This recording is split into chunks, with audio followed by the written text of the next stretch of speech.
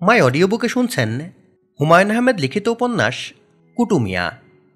আজ পড়ছি বইটির শেষ পর্ব। পাঠিয়েছি সজল। ধন্যবাদ। আমার সঙ্গে দেখা করতে এসেছে। কে দেখা করতে এসেছে? ওই যে লোকটা, শরীরে বদ গেরান। কুটু মিয়া?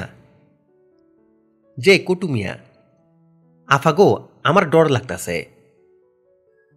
হামিদা বিছানায় শুয়েছিল, উঠে বসল।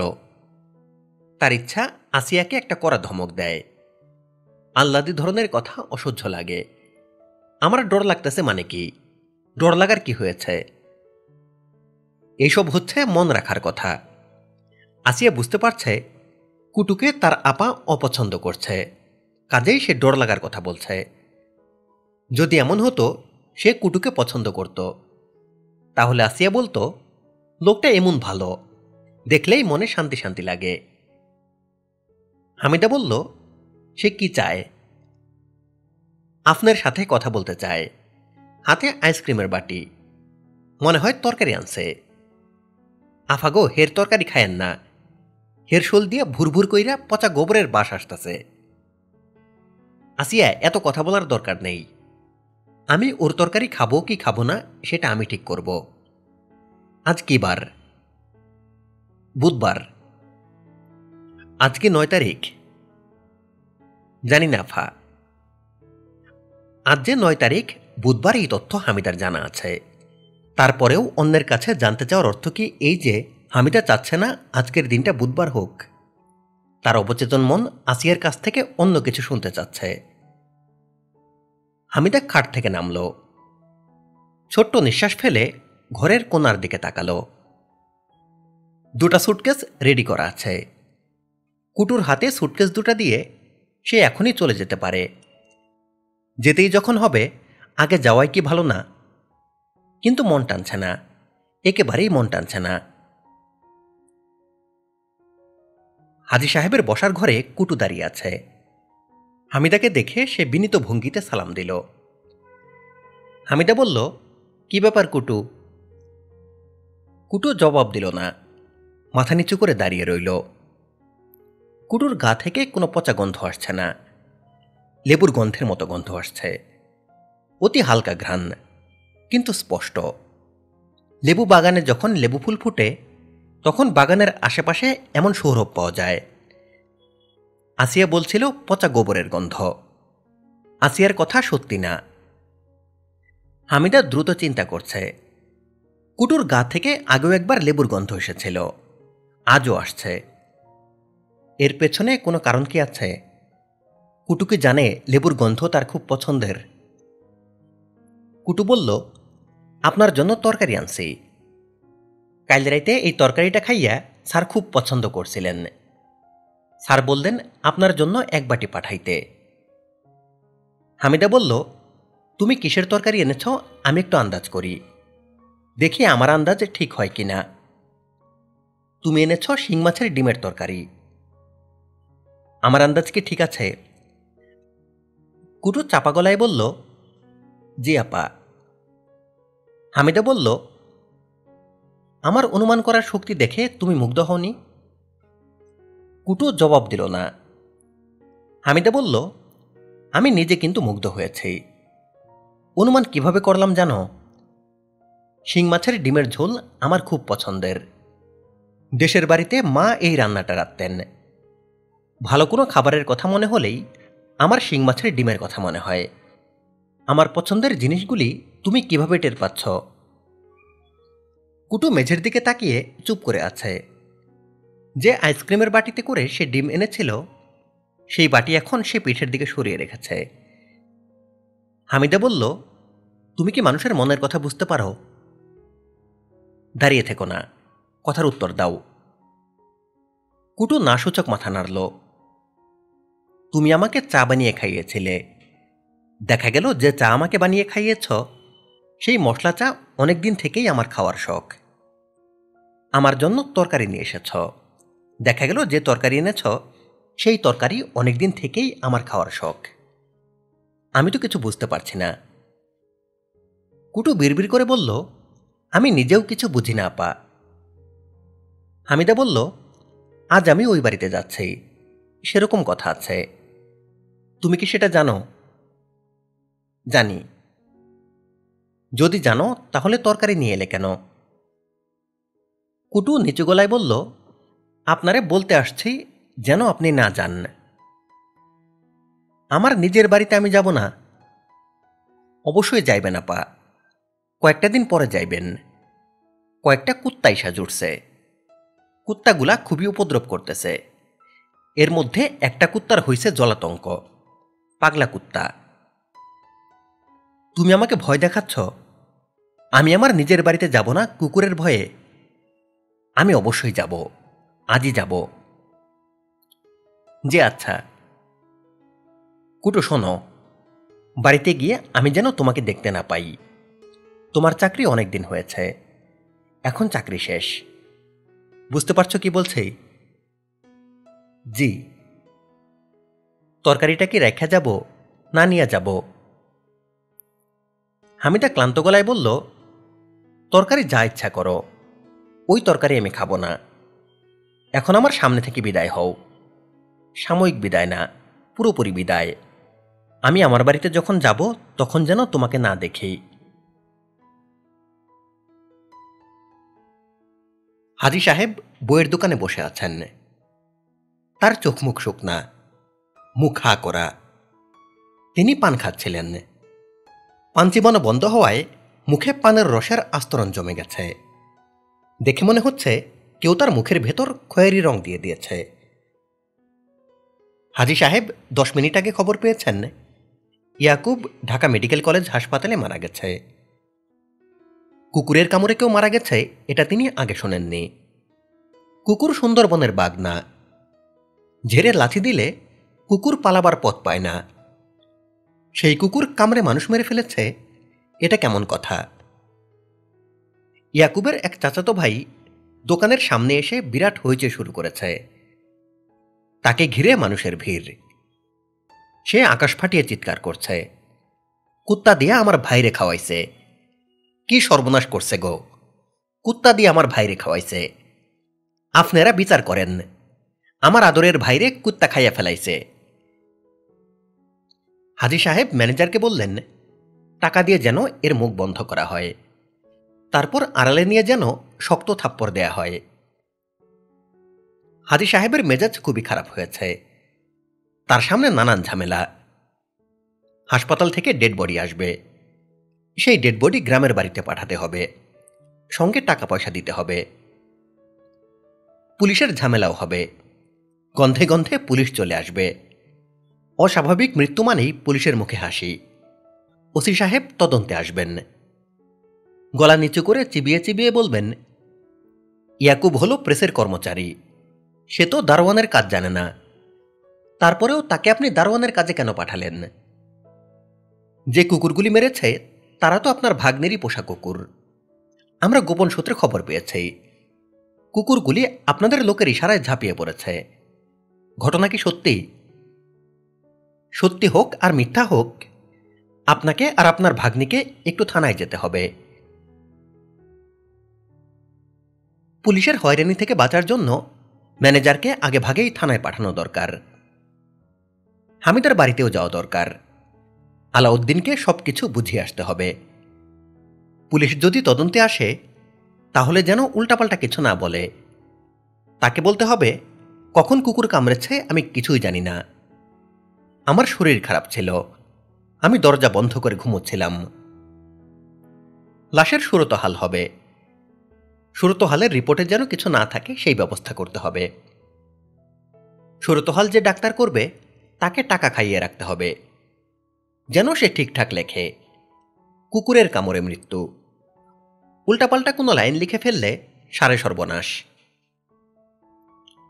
হাজি সাহেব দীর্ঘ নিঃশ্বাস ফেললেন। সৎভাবে মরেও রক্ষা নাই, চারদিকে টাকা খাওয়াতে হচ্ছে। এর চেয়ে আফসোসের কারণ আর কি হতে পারে? ইয়াকুবের ভাইয়ের চিৎকার বন্ধ হয়েছে। তাকে 700 টাকা দেয়া হয়েছে। সে এখন বেশ খুশি মনেই দোকানের এক কোনায় বসে পিরিচে ঢেলে চা খাচ্ছে। দোকানের সামনে মানুষের ভিড় কমছে না, বরং বাড়ছে। হাজী সাহেব উঠে দাঁড়ালেন। আজ আর দোকান খোলা রাখা যাবে না, বসতে হলে প্রেসে গিয়ে বসতে হবে।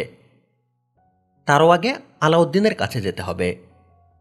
হামিদাকে আজ কেন আনলেন না সেটা তাকে বলা দরকার। সে নিশ্চয়ই আগ্রহ নিয়ে বসে আছে। হয়তো দেখা যাবে হামিদার বাড়ির সামনেও রাজ্যের ভিড়। টিভি ক্যামেরা চলে এসেছে। চ্যানেলগুলি চালু হওয়ায় আজকাল নতুন জিনিস শুরু হয়েছে, অন দ্য স্পট নিউজ। চ্যাংড়া কোনো ছেলে হাতে মাইক্রোফোন নিয়ে হামিদার বাড়ির সামনে দাঁড়িয়ে রিপোর্ট করবে।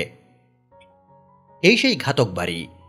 এই বাড়িরই দুটি কুকুরের আক্রমণে প্রাণ দিতে হলো নিরীহ ইয়াকুবকে। ওই যে দেখা যাচ্ছে ঘাতক কুকুর দুটিকে। তাদের শান্ত চেহারা, আলস্যের লেজ নাড়া দেখে কে বলবে এরা দুই হন্তারক। হাজী সাহেব হামিদার বাড়ির সামনে এসে খুবই অবাক হলেন।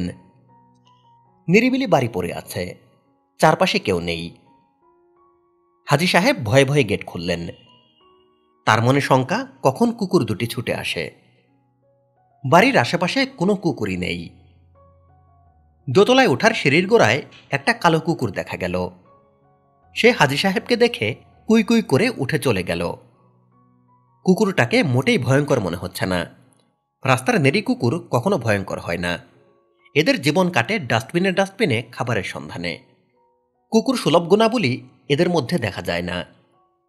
হাজী সাহেব কুকুরটার দিকে তাকিয়ে যাহ বলতেই কুকুরটা যেভাবে চমকে লাফিয়ে উঠল এবং কুই কুই করতে করতে পালিয়ে গেল, তা দেখে নিশ্চিত হওয়া যায় মানুষকে কামড়ানোর সাহস এই কুকুর কোনোদিনও সংগ্রহ করতে পারবে না। কলিং বেল টিপতেই দরজা খুলে দিল কুটু। সে হাজী সাহেবকে দেখে বিনয়ে প্রায় নুয়ে গেল। হাজী সাহেব বললেন, কেমন আছো? কুটু বলল, ভালো আছি জনাব। আলাউদ্দিন বাসায় আছে? জি আছেন, শুয়ে আছেন। শুয়ে আছে কেন? শরীর খারাপ? জি। কি হয়েছে? জ্বর? জ্বর সামান্য আছে, শরীরে পানি আইছে। বলো কি, ডাক্তার দেখিয়েছ? জি না। দেখি স্যার যদি রাজি হন তাকে ডাক্তারের কাছে নিয়ে যাব। আলাউদ্দিনকে দেখে হাজী সাহেব চমকে উঠলেন। এই কদিনে কি হয়েছে? মানুষটাকে তো চেনাই যাচ্ছে না। মুখ এত ফুলেছে যে চোখই ঢাকা পড়ার অবস্থা। জায়গায় জায়গায় চুল উঠে যাচ্ছে। এখন তার মাথায় খাবলা খাবলা চুল। শরীরে মনে হয় রক্ত নেই। মুখ সাদা, ঠোঁট সাদা। হাজী সাহেব কুটুর দিকে তাকিয়ে বললেন, ঘরে বিকট পচা গন্ধ। গন্ধটা কোত্থেকে আসছে? কুটু বলল, ইঁদুর মইরা পইচা গেছে। পচা ইঁদুরের গন্ধ। কোন চেপায় চাপায় মরছে খুঁজে পাইতেছি না। দরজা জানালাও তো সব বন্ধ। দরজা জানালা খোলো, পর্দা সরাও, ঘরে আলো বাতাস আসুক। দরজা জানালা খোলা থাকলে পচা গন্ধ কিছু কমবে।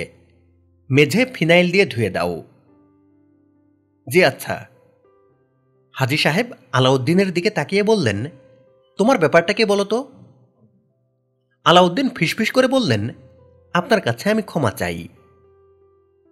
হাজী সাহেব বিস্মিত হয়ে বললেন, ক্ষমা চাচ্ছ কেন? অপরাধটা কি করেছ? বই লিখতে পারছি না, হস্তরেখা বিজ্ঞান। তোমার শরীরের যে অবস্থা, এই অবস্থায় বই লেখা নিয়ে চিন্তা করতে হবে না। তুমি অতি দ্রুত কোনো হাসপাতালে বা ক্লিনিকে ভর্তি হও। আজকালের মধ্যে ভর্তি হও। আলাউদ্দিন বললেন, আমার শরীরটা দুর্বল, এছাড়া আর কোনো অসুখ বিসুখ নাই। হাজী সাহেব বিরক্ত গলায় বললেন, কি বলছো অসুখ বিসুখ নাই? তোমার তো হাত পায়ের সব আঙ্গুল নীল হয়ে আছে। আমার ধারণা তোমার সিরিয়াস কিছু হয়েছে। অবশ্যই তুমি আজ ডাক্তারের কাছে যাবে। আমি সন্ধ্যাবেলা গাড়ি নিয়ে আসব, তোমাকে ডাক্তারের কাছে নিয়ে যাব। ডাক্তার বললে হাসপাতালে ভর্তি হবে।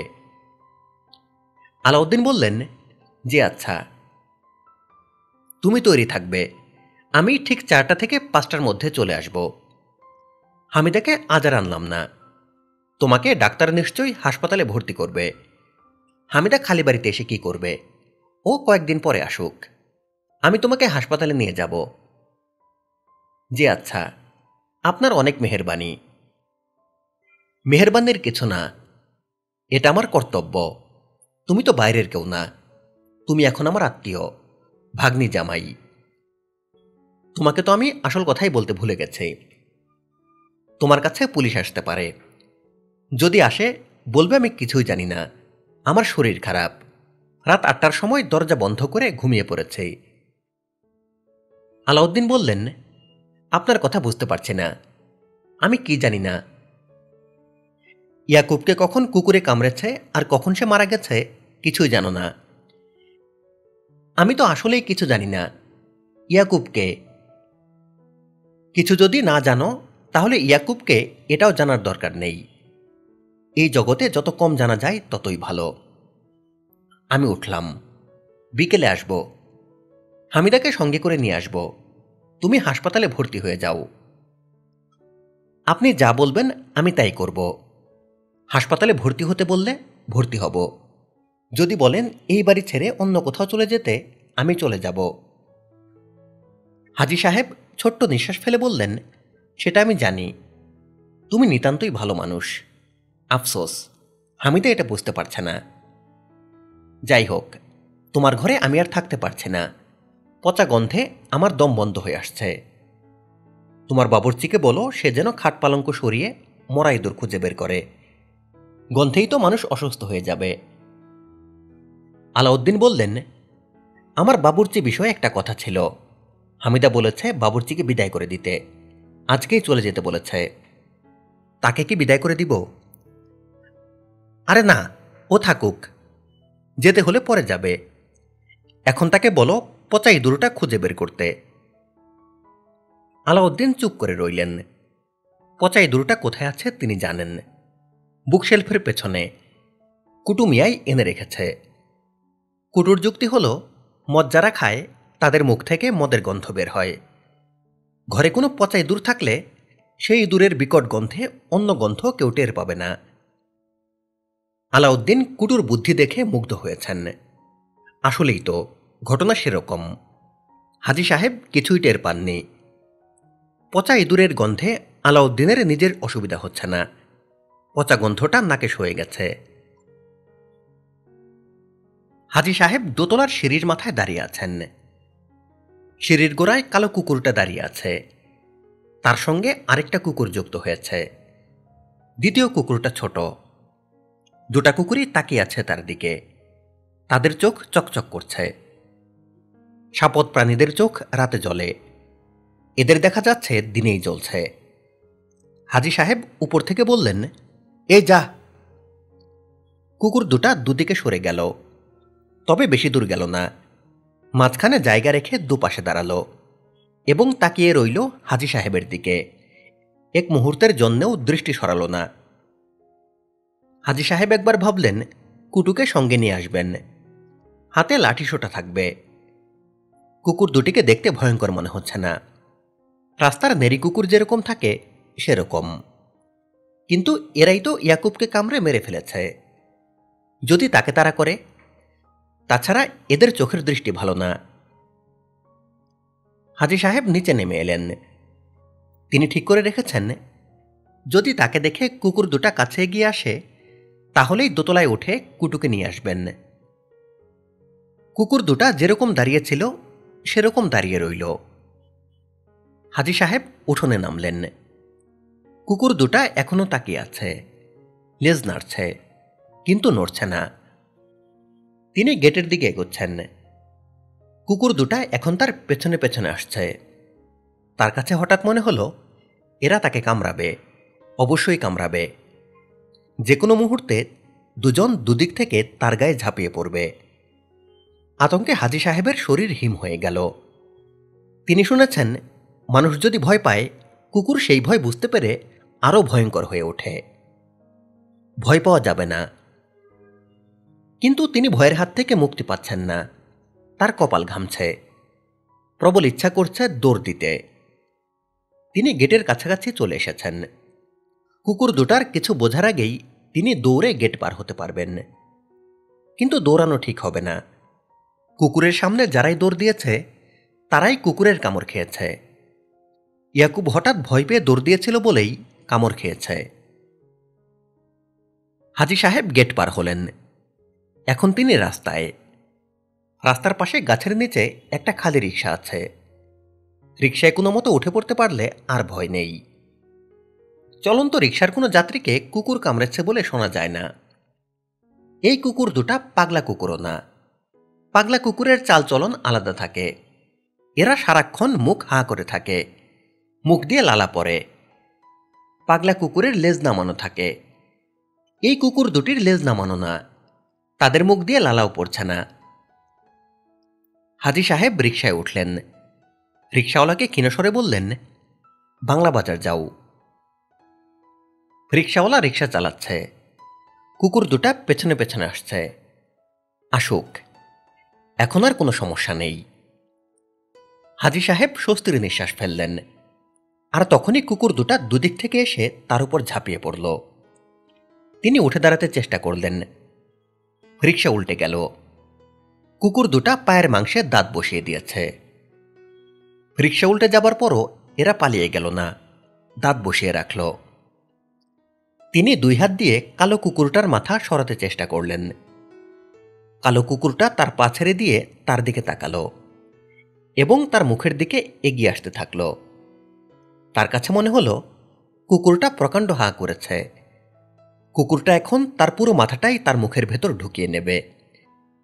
তিনি চিৎকার করে বললেন, বাঁচাও, আমাকে বাঁচাও। হাজী সাহেবকে যখন কুকুর কামড়ে ধরেছে তখন হামিদা বাথরুমে গোসল করছিল। শাওয়ার সেরে শাওয়ারের নিচে মাথা দিয়েছে। তখনই সে কুকুর দুটার গর্জন শুনল। সেই সঙ্গে স্পষ্ট শুনল তার মামা চিৎকার করছেন, বাঁচাও, আমাকে বাঁচাও। বাথরুম থেকে আধভেজা হয়ে সে ছুটে বের হলো। সিঁড়ি দিয়ে সে ছুটে নামছিল এবং চিৎকার করছিল, মামাকে কুকুর মেরে ফেলছে, মামাকে কুকুর মেরে ফেলছে। ঘরটা সুন্দর, ডাক্তারের চেম্বার বলে মনে হয় না। পরিষ্কার দেয়ালে সুন্দর সুন্দর ছবি, পেন্টিং না, ফটোগ্রাফ। একটা ছবিতে 8-9 বছরের একটা মেয়ে কাঁদছে। তার চোখের পাপড়িতে বৃষ্টির ফোঁটার মতো অশ্রু জমা আছে। হামিদা মুগ্ধ চোখে তাকিয়ে আছে ছবিটার দিকে। ডাক্তার সাহেব বললেন, আমার মেয়ের ছবি, আমার তোলা ছবি। হামিদা বলল, অপূর্ব। ডাক্তার সাহেব বললেন, ছবিটা অপূর্ব ঠিকই, কিন্তু ছবিটার ভেতর ফাঁকি আছে। ফাঁকির কথাটা যে আপনাকে বলবো, আপনার আর ছবিটা অপূর্ব মনে হবে না। ফাঁকিটা কি? আমার মেয়ে কাঁদছিল না। ড্রপার দিয়ে 1 ফোঁটা পানি তার চোখের পাপড়িতে দিয়ে ছবিটা তোলা। বাইরে থেকে চোখের পাপড়িতে আলো ফেলা হয়েছে, যেন নকল অশ্রুবিন্দু ঝকঝক করতে থাকে। আপনার কাছে ছবিটা আগের মতো সুন্দর লাগছে? হামিদা বলল, না, কিন্তু আপনি যে ফাঁকির ঘটনাটা স্বীকার করলেন এই জন্যে ভালো লাগছে। আমরা সবাই নানানভাবে ফাঁকি দেই, কিন্তু কখনো স্বীকার করি না। ডাক্তার সাহেব হাসতে হাসতে বললেন, ফাঁকির ঘটনা স্বীকার করাও আমার একটা টেকনিক। যখন রোগীর কাছে ফাঁকির ঘটনাটা স্বীকার করি তখন তারা আমাকে একজন সৎ এবং ভালো মানুষ হিসেবে গ্রহণ করে। আমার প্রতি তাদের এক ধরনের বিশ্বাস তৈরি হয়। রোগী ভরসা পায়। আমরা যারা মনোবিদ্যার চিকিৎসক তাদের জন্য রোগীর কনফিডেন্সটা অসম্ভব দরকার। হামিদা বলল, আপনার প্রতি আমার কনফিডেন্স তৈরি হয়েছে। আপনি যদি কিছু জানতে চান আমি বলবো। আপনি আমার মাথার ভেতর থেকে কুকুরের ডাকটা দূর করে দিন।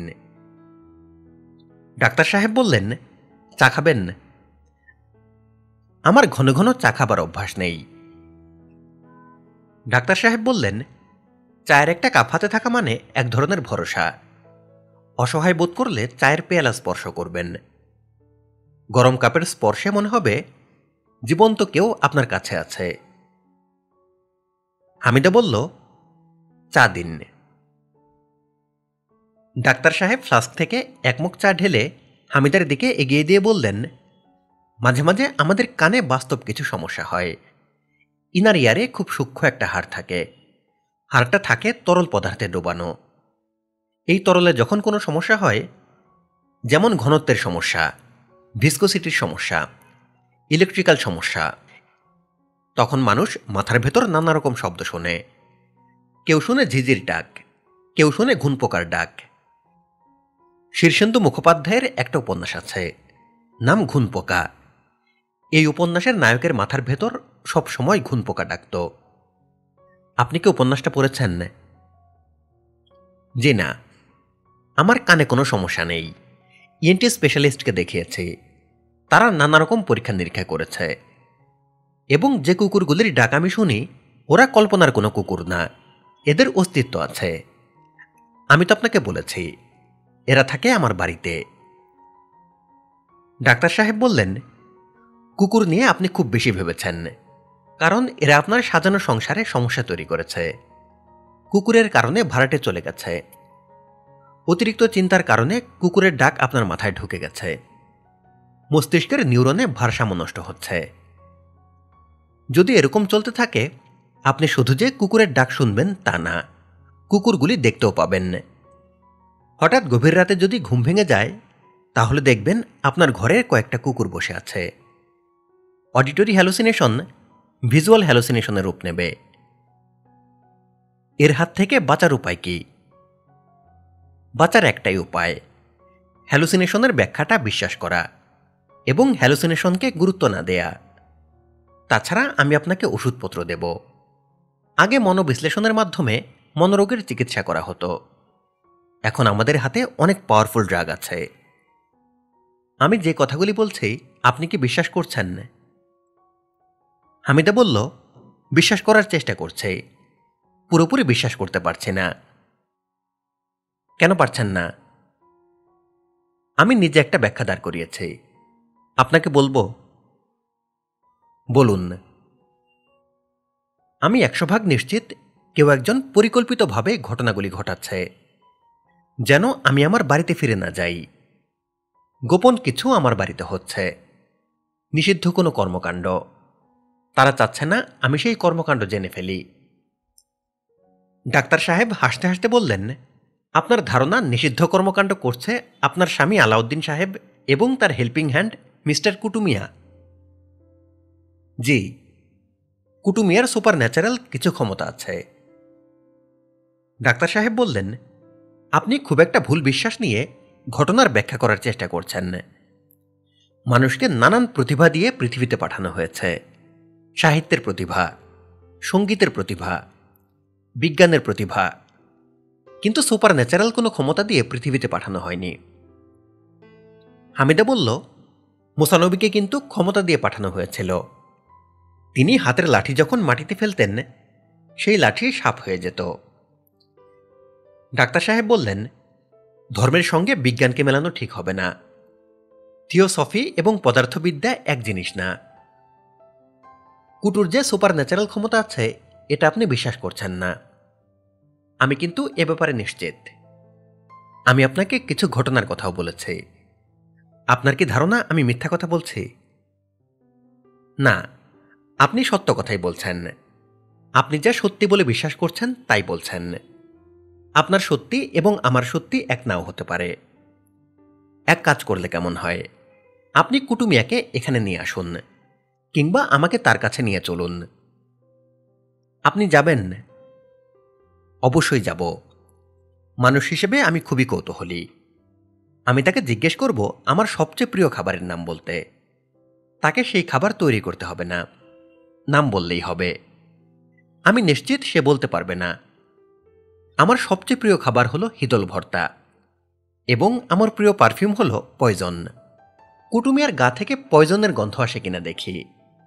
লেবু ফুলের গন্ধ যদি আসতে পারে, পয়জনের গন্ধ আসবে না কেন? কবে যাবেন? কাল চলুন, দেরি করে লাভ কি? কাল সকাল 10টায় এখানে আসুন, আমি তৈরি থাকব। আজকের মতো বিদায়।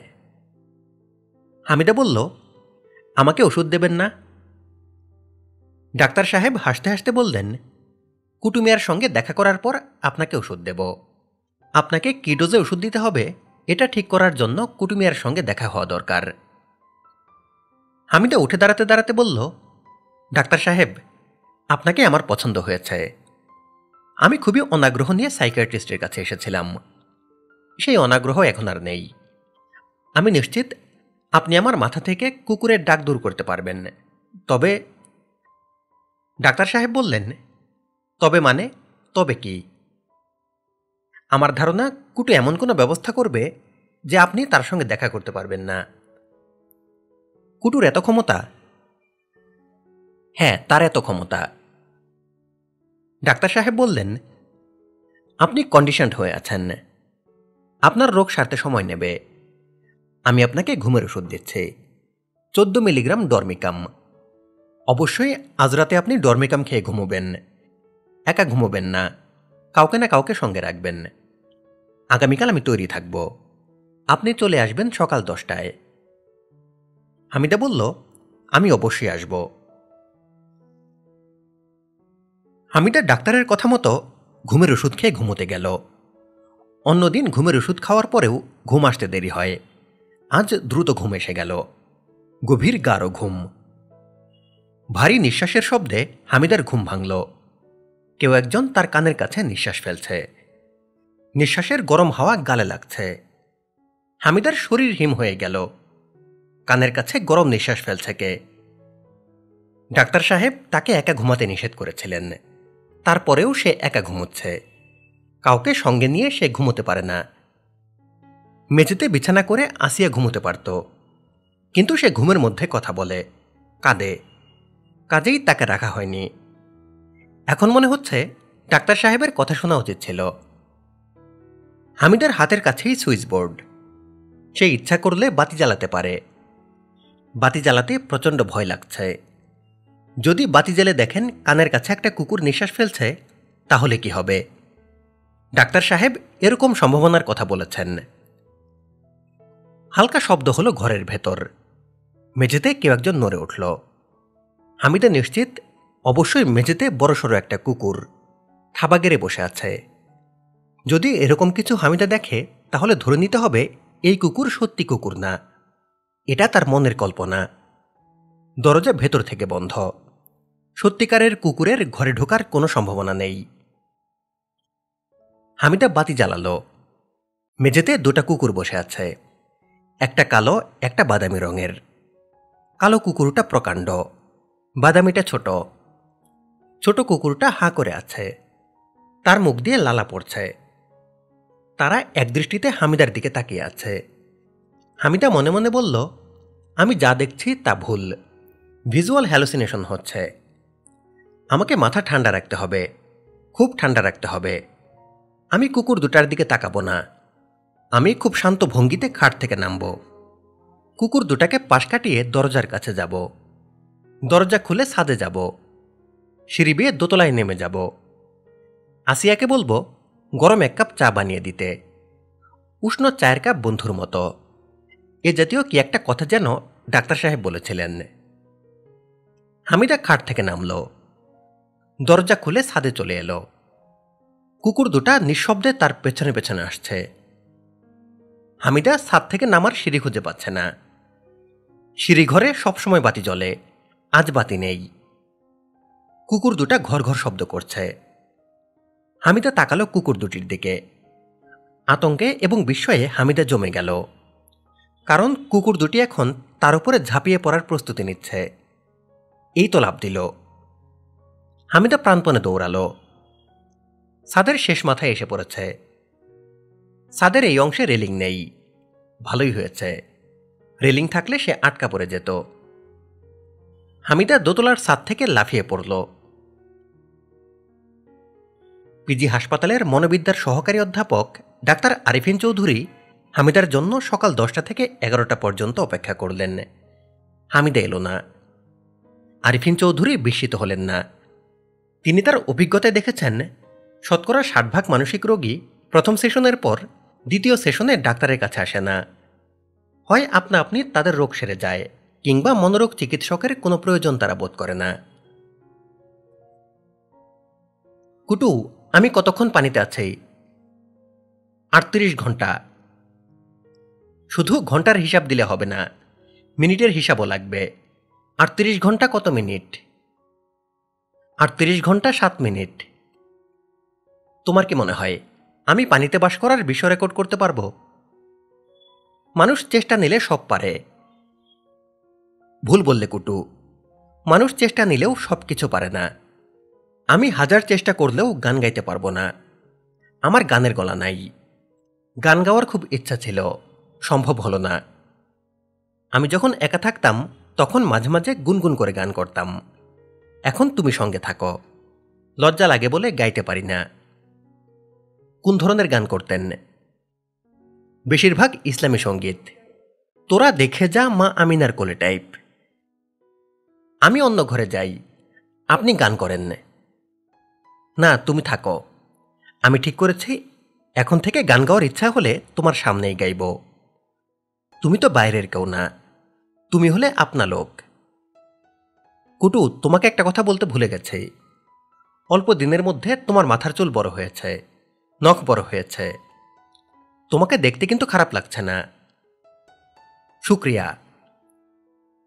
হামিদার ধমক খেয়ে তুমি যে চুল কেটে বাবু হয়ে গিয়েছিলে, তোমাকে দেখতে তখন ভালো লাগছিল না। এক একজনকে এক একভাবে মানায়। কাউকে পরিষ্কার পরিচ্ছন্ন অবস্থায় মানায়, কাউকে আবার নোংরা অবস্থায় মানায়। কুটু, তুমি কি গোসল করা বন্ধ করে দিয়েছ? জি স্যার, পানি আমার শরীরে সহ্য হয় না। সহ্য না হলে গোসল করার কোনো দরকার দেখি না। আমি চলবো আমার মতো, পছন্দ না হলে আসবে না। কি বলো কুটু, সত্যি বলছি না? জি স্যার। ভদকার সাপ্লাই আছে তো? 3 বোতল আছে। আরও আনিয়ে রাখো। হঠাৎ সাপ্লাই বন্ধ হয়ে গেলে বিরাট বিপদে পড়ব। স্টক থাকা ভালো। টাকা সুটকেসে আছে। চাবি কোথায় আছে জানো? আপনার বালিশের নিচে। Very good. যখন প্রয়োজন হবে টাকা নিয়ে খরচ করবে। আমি দরিদ্র হতে পারি, কিন্তু আমার হার্ট অনেক বড়। হার্ট কি জানো? না। হার্ট হলো হৃদয়। হার্ট একটা ইংরেজি শব্দ, বানান হলো HEART। গ্লাসে জিনিস ঢেলে দাও। একটা ব্যাপার খেয়াল রাখবে, আমার গ্লাস যেন কখনো খালি না থাকে। আজ বেশি খেয়ে ফেলছেন স্যার, আর খাইলে বমি করবেন। আমার বমি আমি করব, যেখানে ইচ্ছা সেখানে করব, বুঝতে পারছ? জি স্যার। রাত এখন কত? 1টা বাজে স্যার। তুমি সবসময় ঘন্টার উত্তর দাও কেন? 1টা বেজে কত মিনিট সেটা বলো। 1টা 5। 5 মিনিট সময় যে তুমি অগ্রাহ্য করলে, এটা ঠিক করলে না। 5 মিনিট অনেক লম্বা সময়। 5 মিনিট হলো 300 সেকেন্ডে। স্যার যাই, রান্না করতে হইব। রান্না করতে হবে না, আজ আমি সলিড কিছু খাবো না, লিকুইড জিনিস খাবো। শুয়ে আছে লিকুইডের ভেতর, খাবো লিকুইড। লিকুইড হলো একটা ইংরেজি শব্দ, অর্থ হলো তরল। লিকুইড বানান শিখে রাখো, LIQUID। কুটুমিয়া। স্যার বলেন। তোমাকে আজ আমি গান শোনাবো। একবার যাত্রা দেখতে গিয়ে এই গান শুনেছে। গানটা অন্তরে গেঁথে আছে। সুর যদি ভুলভাল হয় কিছু মনে করো না। এখন তুমি গল্প বলো। প্রথমে তোমার গল্প, তারপর আমার গান, আবার তোমার গল্প, আবার আমার গান। এইভাবে চলতে থাকবে। বলো, গল্প বলো। স্যার গল্প জানি না। তোমার নিজের কথা বলো। তোমার বাবা মা ভাই বোন স্ত্রী পুত্র কন্যা তাদের কথা বলো। তোমার ঘর সংসারের কথা। এটাই গল্প। রাজারানীর গল্প তো তোমার কাছে শুনতে চাচ্ছি না। নিজের সংসারের কথা কিছু ইয়াদ নাই স্যার। ভাষা ভাষা ইয়াদ আছে। স্ত্রীর চেহারা মনে আছে, নাম মনে নাই। মেয়েটার চেহারাও মনে নাই, নামও মনে নাই। তোমার এই অসুখটার নাম হলো অ্যামনিশা, স্মৃতিশক্তি বিলোপ। স্মৃতিশক্তি কিভাবে নষ্ট হলো? মাথায় আঘাত পেয়েছিলে?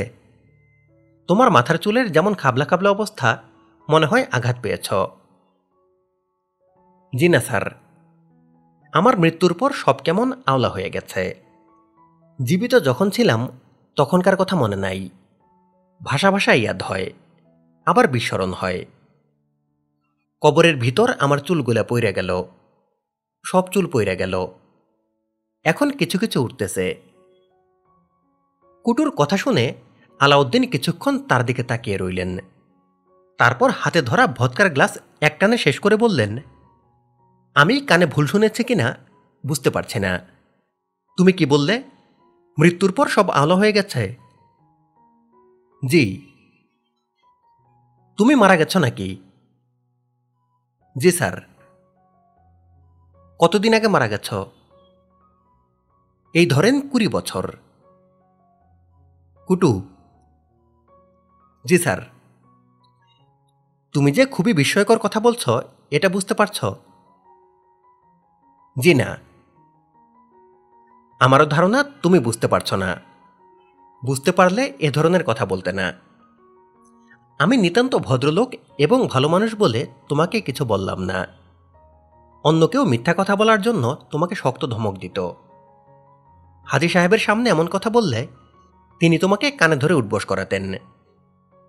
যাই হোক, তোমার গল্প বলার কথা তুমি গল্প বলেছ। এখন আমার গান শোনাবার পালা। তুমিও কোরাসে আমার সঙ্গে ধরবে। গানটা একটু অশ্লীল। কি করবে বলো? জগতের ভালো ভালো জিনিস সবই অশ্লীল।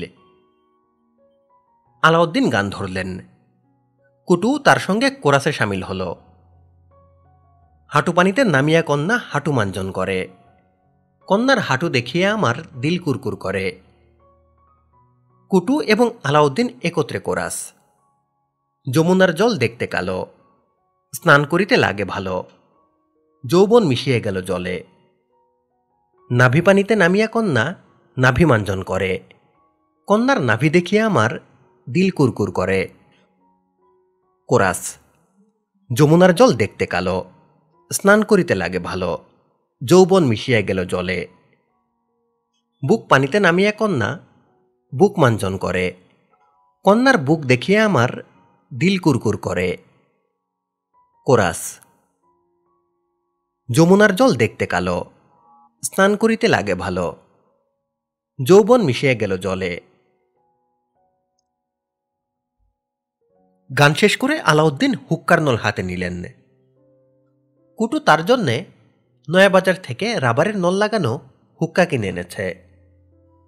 পানিতে শুয়ে সিগারেট টানা যায় না, হুক্কা টানতে কোনো অসুবিধা নেই। কুয়েতের শেখ আবদাল রহমান পানিতে শুয়ে শুয়ে হুক্কা টানতেন। কুটু হুক্কার আইডিয়া সেখান থেকেই পেয়েছে। হুক্কা টানতে আলাউদ্দিনের খুবই ভালো লাগে। কেমন গুরুক গুরুক শব্দ হয়। সিগারেটের মতো না যে দুটা টান দিলেই শেষ, যতক্ষণ ইচ্ছা টানা যায়। কুটুমিয়া: জি স্যার। আমার গান শেষ হয়েছে, এখন তোমার গল্প বলার পালা। গল্প শুরু করো। তবে এবার মিথ্যা গল্প বলবে না। যদি মিথ্যা গল্প বলো তাহলে কিন্তু কানে ধরে উঠবস করাবো। দেরি করবে না। 1, 2, 3 গো। গো হলো একটা ইংরেজি শব্দ যার অর্থ হলো করো। বানান হলো GO। কুটু শুরু করল। আমার মৃত্যু হয়েছিল জুম্মাবার। সকালে মৃত্যু হয়েছে, নামাজে জানাজা হয়েছে জুম্মার পর। ইমাম সাহেব বললেন, কুটু মিয়ারে তোমরা তাড়াতাড়ি কবর দাও। দিন থাকতে থাকতে যদি কবর হয় তাইলে সোয়াব বেশি, গোরা যাব হয় কম। আলাউদ্দিন হুক্কার নলে লম্বা টান দিয়ে বললেন, ইমাম সাহেবের কথা তুমি শুনলে কিভাবে? তুমি তো মরেই গেছ। কুটু দীর্ঘ নিঃশ্বাস ফেলে বলল, সমস্যা তো স্যার এইখানেই। আমি মইরা গেছি, কিন্তু সবার সব কথা শুনছে। চোখ বন্ধ, চোখে কিছু দেখতেছি না, তবে হালকাভাবে নিঃশ্বাস নিতেছি। নাক বন্ধ, নাকের গর্তে তোলা দিয়ে দিছে। মুখ দিয়ে অল্প অল্প নিঃশ্বাস নিতেছি। কাফনের কাপড় মুখের উপর থাকায় শ্বাস টানতে খুবই কষ্ট। চিৎকার কইরা বলতে ইচ্ছা করছে, আমি মরি নাই, আমারে তোরা কবর দিস না। মুখ দিয়ে কথা বাইর হয় না। হাত নড়াইতে চাই, নড়াইতে পারি না। এইভাবে তোমাকে কবর দিয়ে দিল? জি, কবর দিয়ে সবাই চলে গেল। কবরের ভিতর কি যে গরম, আপনারে কি বলবো, মনে হইল গরম তাওয়ায় শুয়ে আছি। আহারে কি কষ্ট। শুরু হইল ঝুম বৃষ্টি, শৈল ডুববে গেল পানিতে, নাক মুখ পানির উপর, সামান্য ভাইসা আছে। মনে মনে ভাবতেছি, আমার নাম কুটু, আমি বাজি ধইরে সাঁতার দিয়ে নদী পার হইছি, আর আজ আমার মৃত্যু হাঁটু পানিতে। তারপর এক সময় মনে হইল আমি ছাড়াও কবরের ভেতর আরেকজন কে যেন আছে। নড়ে চড়ে, শব্দ পাই, হাসে, সেই শব্দ পাই, মেয়ে ছেলের হাসি, কাচের চুরির টুংটাং শব্দ, অল্প বয়সী মেয়ের হাসি। এইগুলো তোমার মনের ধান্দা। বেশি ভয় পেলে মনের ধান্দা লাগে। আমার নিজেরও কয়েকবার লেগেছে। মনে হয়েছে খাটের নিচে তুমি বসে আছো, কখনো কাগজ ছেড়ছ, কখনো বা কারো মুখের উপর বালিশ চেপে ধরেছ। মনের ধান্দা হইতে পারে। স্যার ভয় পাইছিলাম অত্যাধিক। মাঝে মাঝে কবর কাঁপত। যখন কাঁপত তখন মেঘের ডাকের মতো শব্দ হইত। তারপর কি হলো? কত সময় যে পার হইল তার হিসাব নাই। তবে মেলা সময় পার করছি। এক সময় দেখলাম চোখ মেলতে পারি। চোখ মেললাম। ঘুটঘুটি আন্ধার। কবরের ভিতর দিনজা রাততা। এই আন্ধার অন্তরের ভিতর ঢুইকা যায়। আমার সমস্ত শরীরে পোকা ধরে গেল। আহা কি কষ্ট। পোকা কামড়ায়, হাত নাড়াইতে পারি না। ডান চোখটা সেই সময় পোকা খাইয়ে ফেলল। কিছুই করতে পারলাম না।